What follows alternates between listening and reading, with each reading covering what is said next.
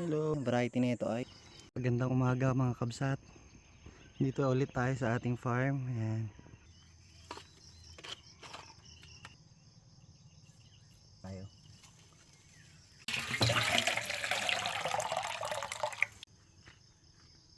Tunog na yung ating hawakan.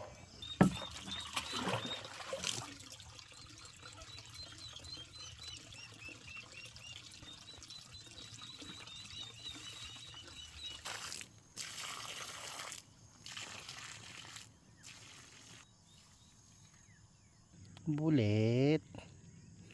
Oh, ito yung ating mga tanim na mulberry. Kaso maraming namatay ng bagyo kaya gagawin natin, magkakating ulit tayo saka natin itatanim.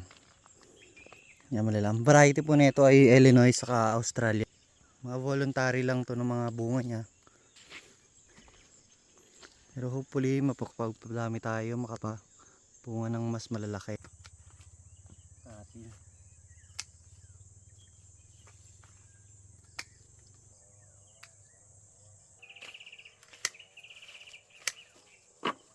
Mulberry cuttings na ating nakuha. Variety nito ay Illinois.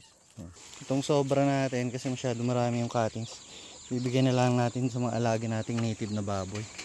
Ito talaga yung pinapakain ko sila. Pinapakain ko sa kanila kasi yan, gustong gusto nila yan. Kaya gusto ko rin maparami.